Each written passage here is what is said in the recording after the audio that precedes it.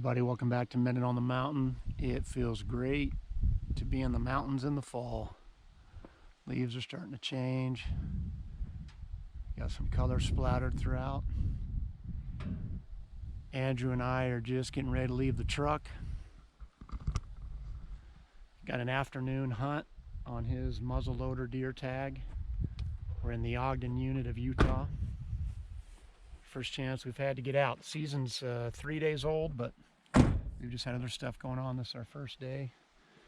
So we're gonna see if we can get up on the mountain and try to find a buck. Here we go.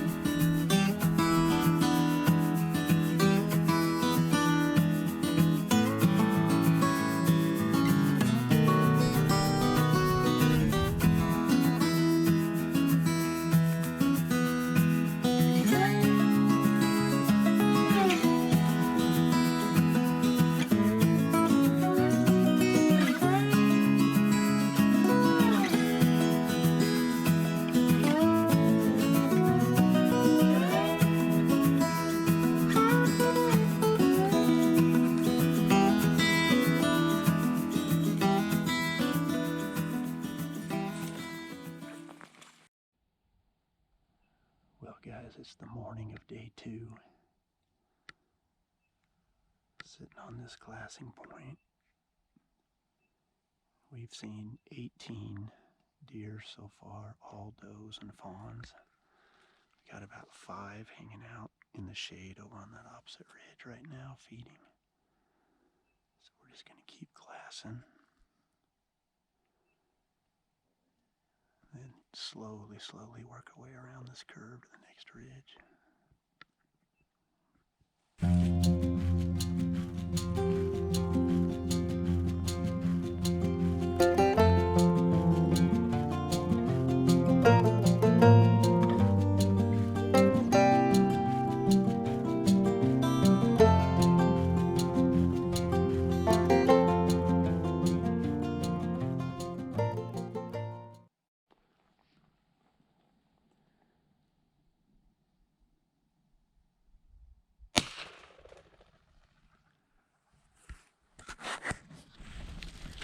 Well guys, that's going to put a wrap on the second day of Andrew's muzzleloader tag.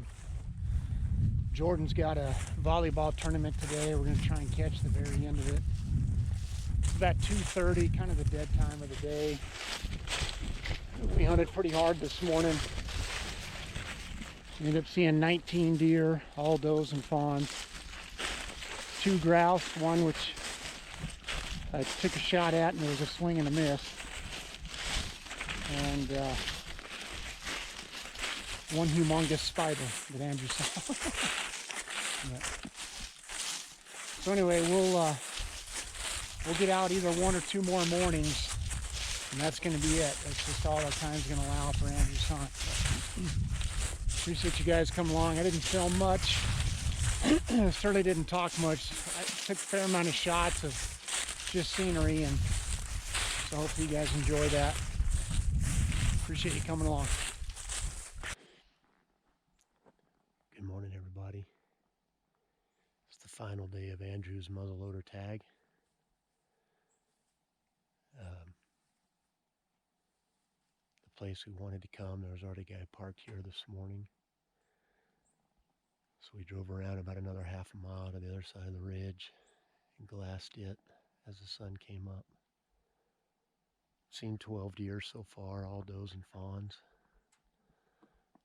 Heard an elk bugle, which is cool because this is an any bull elk unit and that season starts Saturday. So I might come back up here, see if they're still hanging around up here.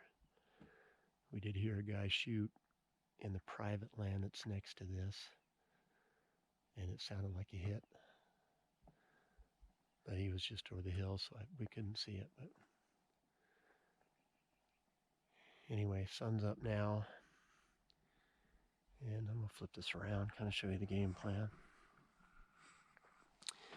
So we're going to skirt this hill, work our way back to the east. Andrew's going to go up about halfway up the ridge and post up there, and then I'm going to drop all the way down into the bottom of the canyon and brush it for him and kind of push up. There's a lot of thick oaks down in the bottom of that and maples. See if I can push something up to him. So that's the plan. Again, this is his last day, so it's do or die time. Beautiful morning to be out in the mountains. Well guys, we've done one big push where Andrew went to the top of the ridge and I dropped down into the canyon and walked it up.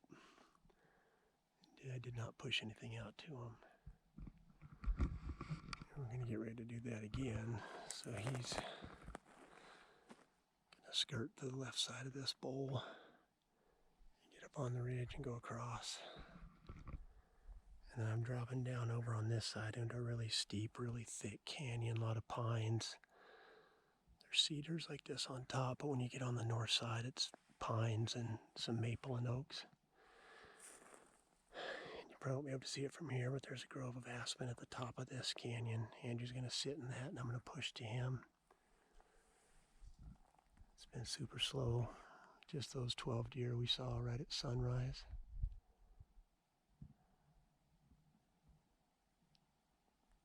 A little warmer today than it has been the last 2 times we were out, and a little less wind. Such a beautiful area though.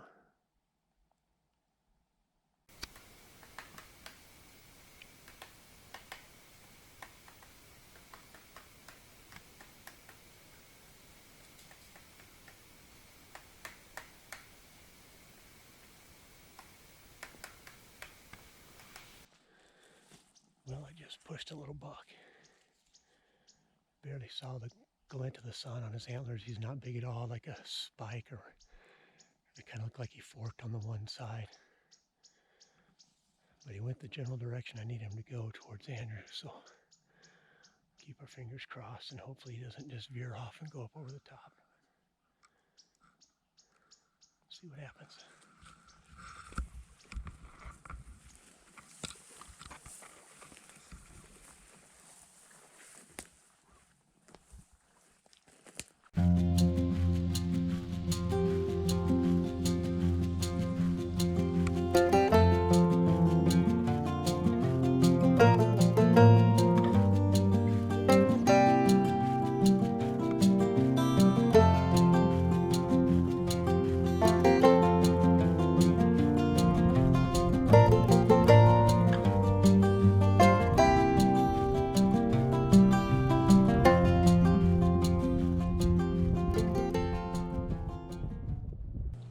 Well, thanks so much for coming along on Andrew's muzzleloader hunt, guys. It was a slow hunt. We saw that one buck, and I only saw it. Andrew never saw that buck. And it was just a little tiny buck, a spike on one side, and he barely forked on the other side. But that's what happens sometimes. We were hunting a unit that we don't hunt very much. We've hunted that Ogden unit, I think, maybe twice before and never really had a lot of success down there. It was his last choice.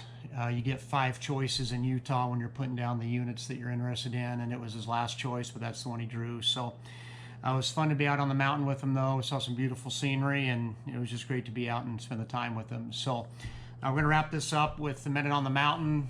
We're to the book of Numbers now in our kind of tour through the Bible. We're going to look at a story in Numbers 22. It's the story of Balaam and his donkey, a really interesting story. Balaam had been hired by the king of Moab to put a curse on the nation of Israel, but God had warned him not to go with the king, and then the next day, basically God does allow him to go, and as they're going, an angel of the Lord is standing in the way. Balaam can't see it, but the donkey can, and so the donkey, smashes his leg against I can't remember if it's a bush or a stone, and then the donkey lays down, he beats the donkey, and the donkey says, "What are you doing? Have I ever acted like this before? And have I ever just laid down before? Why are you beating me?" And it's just hilarious that Balaam has this conversation with his donkey. And I bring that up, we're going through a sermon series right now in the book of Jonah, and we know in the book of Jonah how God commanded the fish to come and swallow Jonah, and then how God commanded the fish to spit him out. So we see this really interesting pattern in Scripture where God commands animals to do his bidding.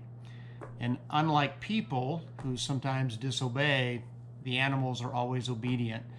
And so we see the ram who is caught in the thicket to be a substitute for Isaac, for Abraham's sacrifice. We see God send these huge flocks of quail to the Israelites in the desert. Again, we see Balaam's donkey. In the New Testament, Jesus tells Peter to go catch a fish, and inside that fish he's going to find 2 coins in his mouth to pay the temple tax. So it's just another example throughout Scripture of how God is sovereign, of how God is over all. God controls his creation, and that includes the animals. So anyway, that's the Minute on the Mountain. Thanks so much for joining us. It's late, it's 9 o'clock, and I'm trying to get packed up and hit the road. I got about a 2.5 hour drive to get to where I want to camp tonight. My elk season opens up, well, it opened up earlier this week, but my first real chance to get out and hunt. I'm going on a 3-day, 3-night solo elk hunting trip, leaving here in just a couple minutes. So that'll be the next series of videos. Looking forward to sharing that with you guys, and hopefully we can find some elk. The area that I'm going into, the success rate last year was only 8%. So there's not a ton of elk over there, but there are elk, and it's an area I've always wanted to explore. So let's see what happens. Thanks for coming along, guys. We're about 940 subscribers. We'll do the next giveaway at 950. So if you've watched some of the videos and you enjoy the content, but you've never hit that sub button, do me a favor and please subscribe. Please give us a thumbs up on the video, and we will do that next giveaway at 950. God bless you guys. Have a good night.